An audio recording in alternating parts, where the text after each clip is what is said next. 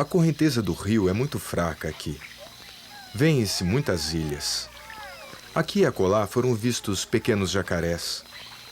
A água e o ar estão parados. Está muito quente. O suor incomoda extraordinariamente os olhos. O enxame de borrachudos é a fiel comitiva da canoa. Em nossa expedição, uma estrela excepcionalmente favorável nos pôs em contato com os mais importantes tipos tribais xinguanos. Cumpre agora estender essa investigação, tirando o véu pouco a pouco de toda essa paisagem ainda rica em mistérios.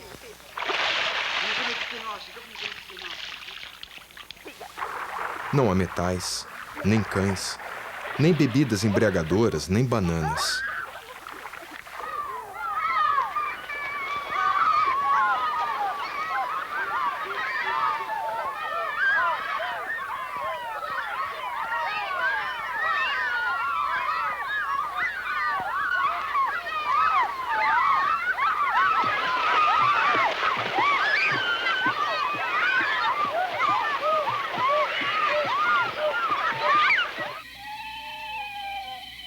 A natureza é bonita, é mais do que bonita.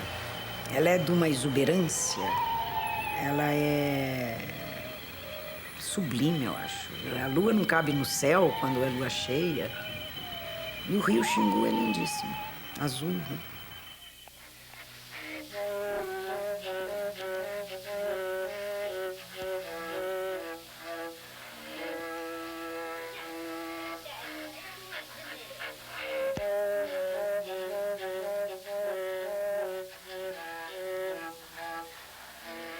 É notável a uniformidade cultural que as tribos xinguanas apresentam entre si.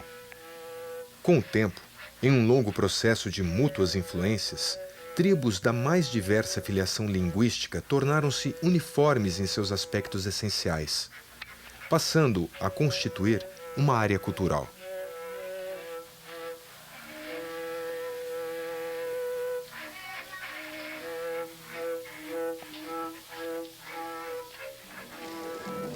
A região do Xingu é uma dessas áreas virgens do Brasil integrada na Amazônia e com as suas alegrias primitivas entre a selva, os caudais, os mitos e as encantações dos índios.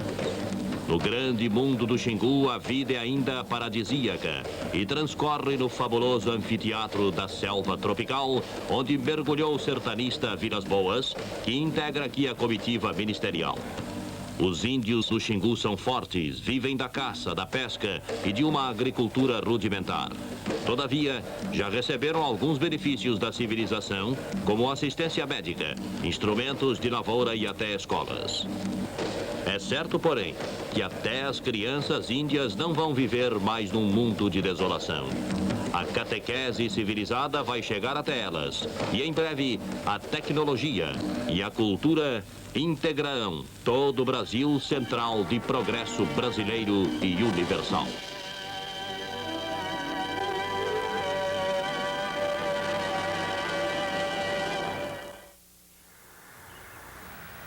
A política do Orlando e do Cláudio, na época em que foi iniciada, ela foi inédita. Era uma luta insana. Se você pensar as dimensões do parque, né, as dimensões que eles queriam para o parque, 20 e tantos mil quilômetros quadrados, para deixar índio lá dentro. O entusiasmo do Orlando com relação aos índios e a certeza que ele tinha que poderia garantir uma sobrevivência boa para os índios com esse isolamento, é uma coisa digna de nota, realmente. Se você coloca no contexto da época, né? Porque hoje é fácil. Nós já vimos que a experiência do Xingu deu certo.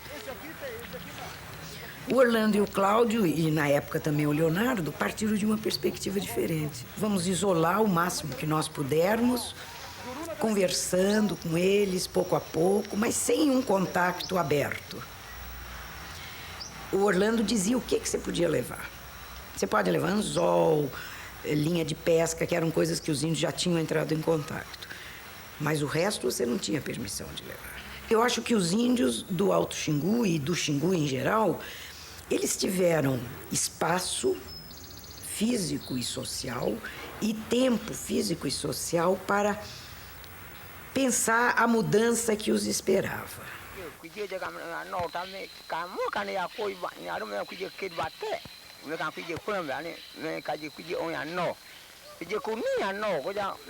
Então, Orlando, para proteger os índios, ele abriu um grande leque de contatos, de amizade nas Forças Armadas, com algumas universidades, com intelectuais, de um modo geral, e com governantes, e até com o rei.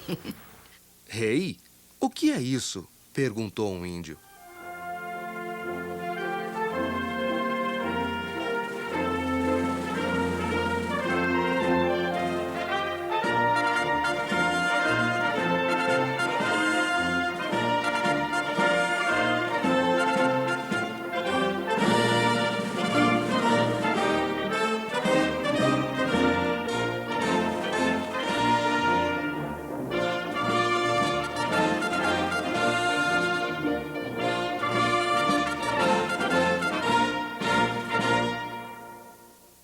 É extraordinário o momento em que homens de dois mundos diferentes se encontram.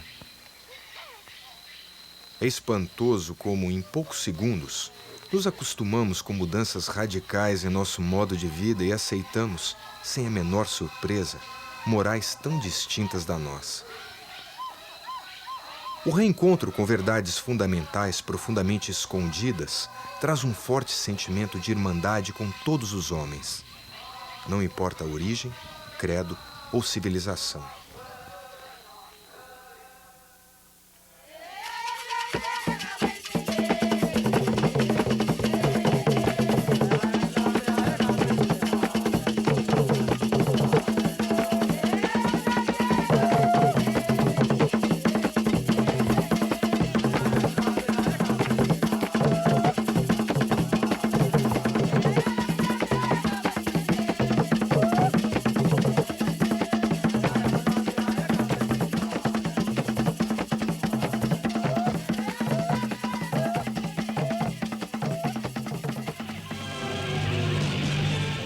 O rei dos belgas agradece a homenagem dos representantes do povo, ocasião em que transmite aos brasileiros sua mensagem de entendimento fraterno entre os povos dos dois países.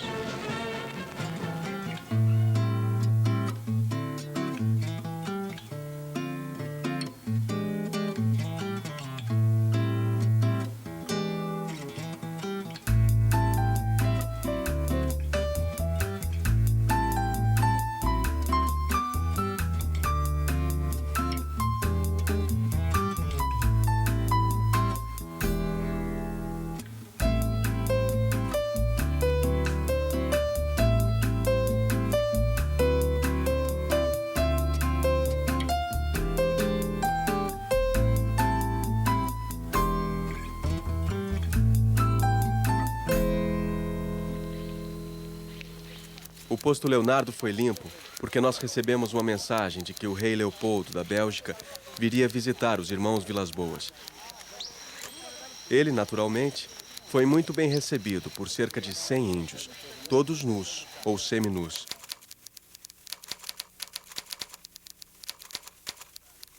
Mais tarde, naquela noite, o Orlando me apresentou ao rei como sendo seu homem de confiança. Informou também que eu o acompanharia durante toda a sua permanência na área. Orlando disse que eu era o documentarista oficial do parque, especialista na região e conhecido dos índios.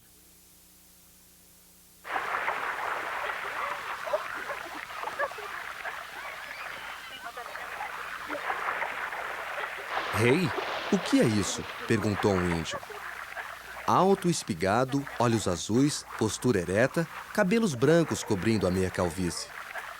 Explicamos aos índios quem era o rei e o que vinha fazer ali aquele homem. Passando o trono ao filho, andava agora Sua Majestade em pesquisas científicas. Junto com seu colega Jean-Pierre Gossi, estudioso dos peixes, reservaram os dias para colher espécimes no rio Xingu e afluentes. Mas os poucos dias do rei se alongaram, e ele, cativo dos índios e dos peixes, deixou-se ficar por mais de 40 dias na área xinguana.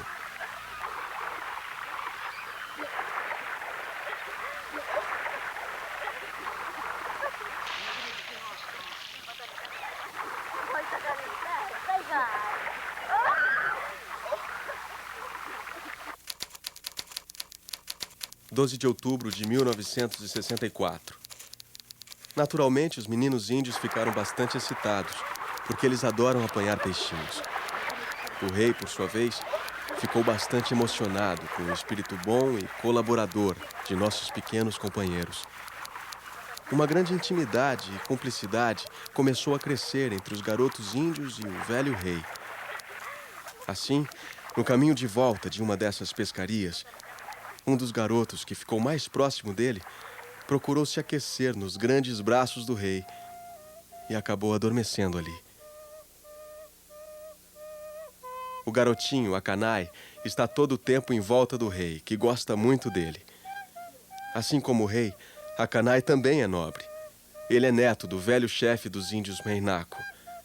Pode-se dizer que ele é um pequeno príncipe.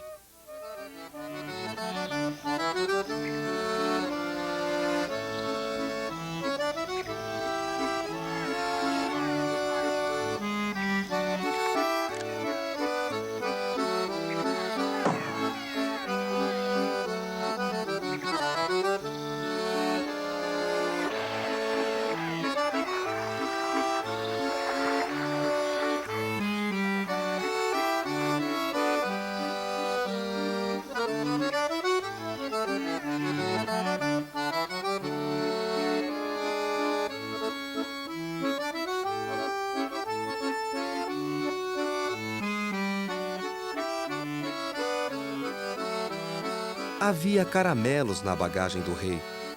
Há uma afinidade entre crianças e caramelos sem reservas de raças e línguas. Criança para pedir não precisa falar, basta olhar. E as crianças do acampamento olhavam o rei.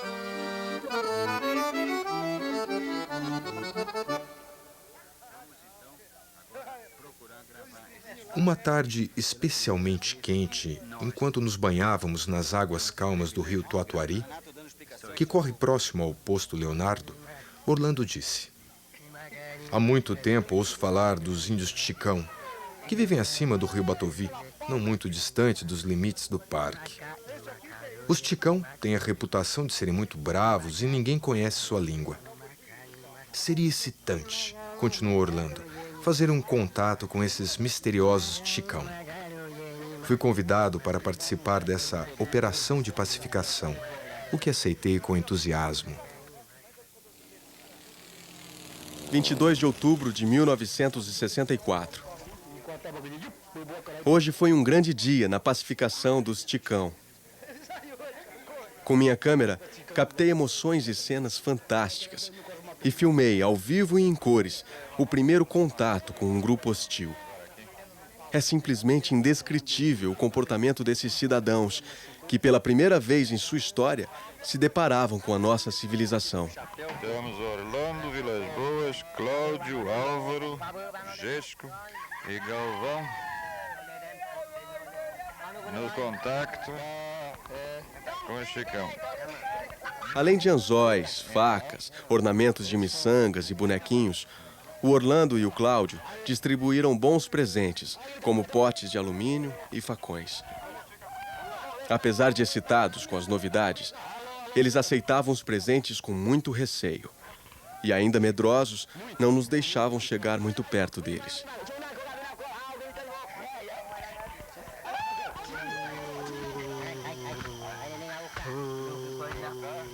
Essa foi uma das ações mais excitantes e grandiosas que eu já testemunhei em toda a minha vida.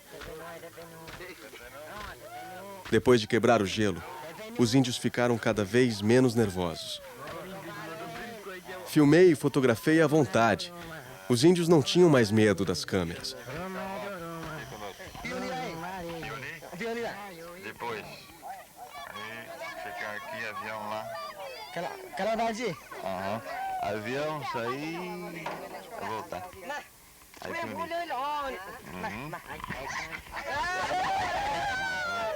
E aí, chover. Então Orlando viu que chegara o momento apropriado para melhorar a pista de pouso para a nossa decolagem. Começamos a trabalhar com os machados e com as enxadas. Colocamos fogo na grama seca, derrubamos alguns cupinzeiros e cortamos pequenas árvores. Muitos índios nos ajudaram entusiasmados. No final, até o rei agarrou uma enxada e começou a nos ajudar. O Orlando ficou muito contente de ver um rei fazendo aquilo e me pediu para registrar a cena. Eu tinha ordens do Orlando de deixar o rei ver tudo o que fosse escrito ou fotografado ao seu respeito. Seria um jogo limpo, porque o rei havia pedido que nenhum jornalista estivesse com ele, exceto eu. Um furou o bloqueio. Alteza, o que o senhor está achando do Xingu? Se eu tivesse conhecido o Xingu antes, a Bélgica não teria perdido o Congo.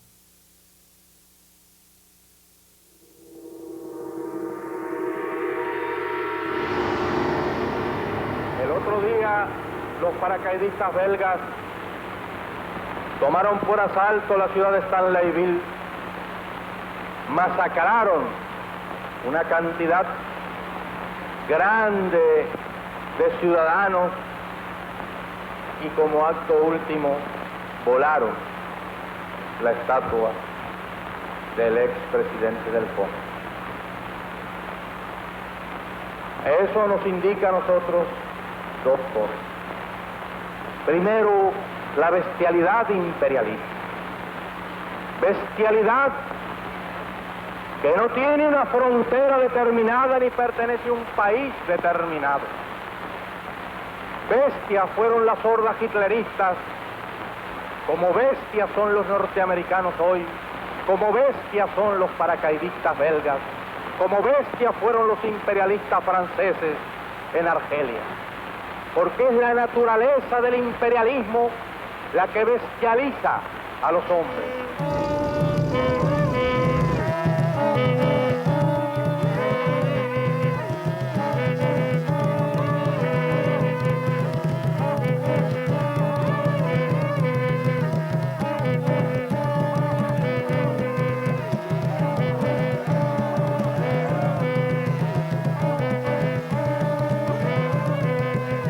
Durante toda a luta pela independência de meu país, eu nunca duvidei, nem um único instante, do triunfo final da causa sagrada a qual meus companheiros e eu dedicamos nossas vidas.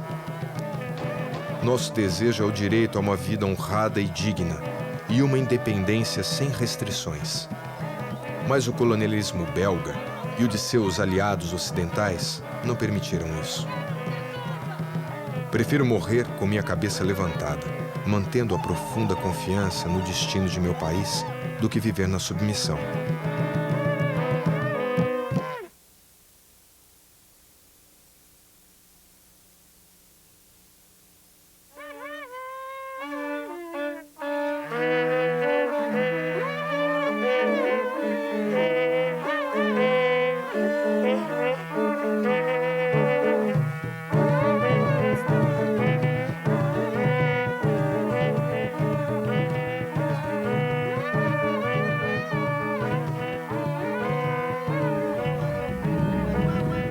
Leopoldo II foi um dos mais cruéis e perversos colonialistas de toda a história.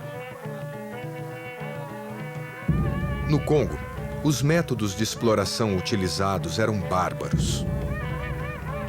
Homens, mulheres e crianças eram acorrentados e mutilados. Caso suas aldeias não conseguissem alcançar as cotas de borracha e marfim estipuladas pelo rei, suas aldeias eram arrasadas e os mais rebeldes executados. Como prova macabra de sua eficiência na repressão aos nativos, os soldados cortavam e defumavam a mão direita de cada pessoa assassinada.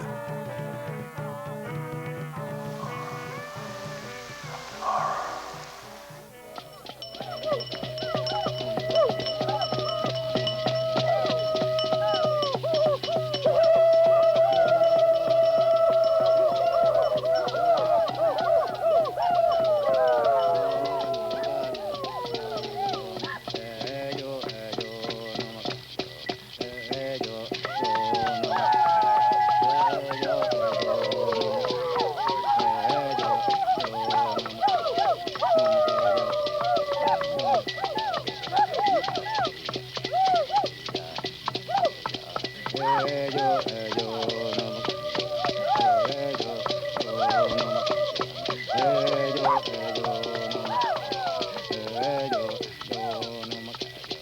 Nesta oportunidade, com a presença de Sua Majestade o Rei Leopoldo da Bélgica, vamos pedir a ele que manifeste o seu pensamento sobre a orientação que temos procurado imprimir nas nossas relações com os índios.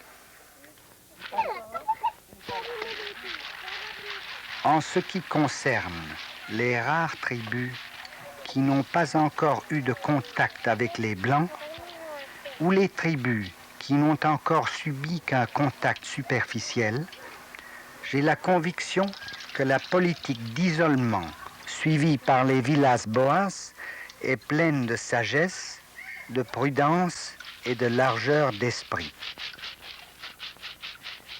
Il faut à tout prix éviter de faire de ces hommes des déracinés.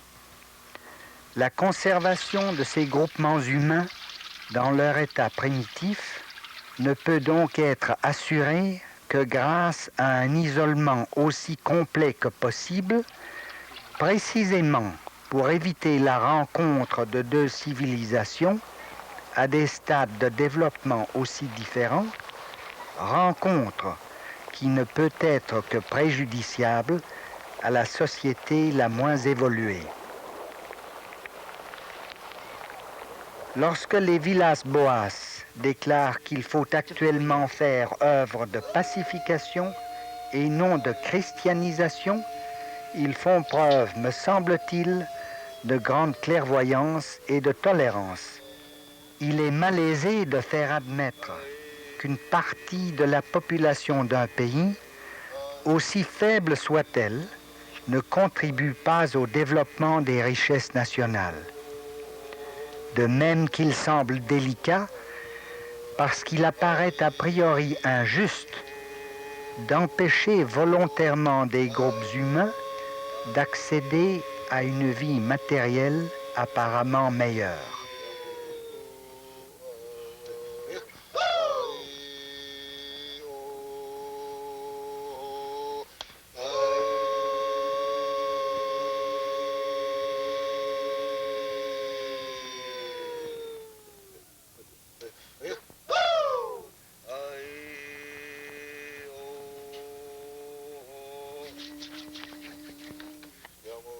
« 1977, 13 anos depois da visita do rei Leopoldo ao Xingu, Akanai, neto de Ayurá, sai da reclusão. Para marcar a passagem entre a infância e a vida adulta, seu cabelo é cortado e pintado com o vermelho do urucum por seu avô, que assim devagar o vai introduzindo aos mistérios da pagelança.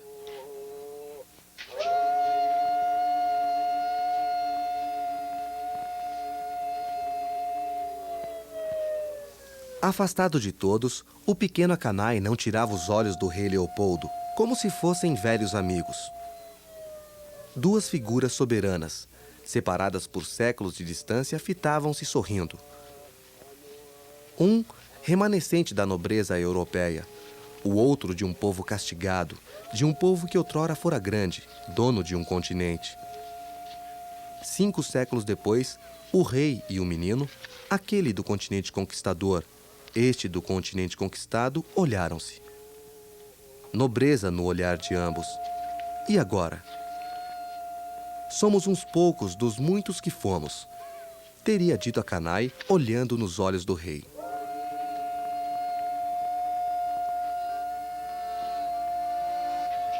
Alteza, o que o senhor está achando do Xingu? Se eu tivesse conhecido o Xingu antes, a Bélgica não teria perdido o Congo.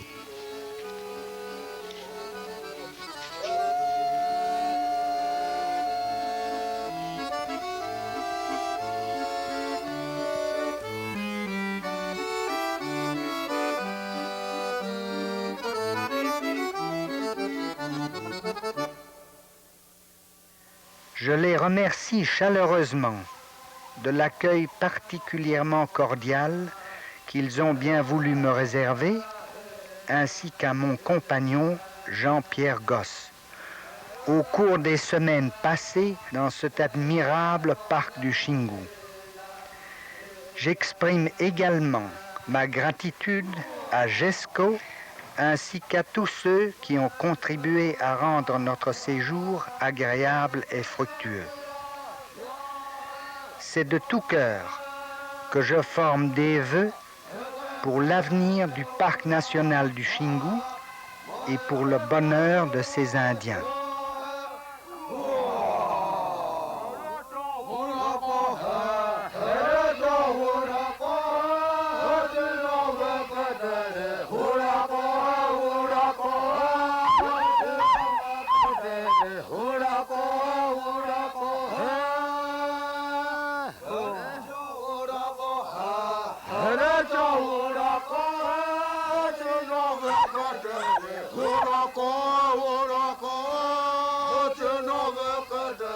Hurako,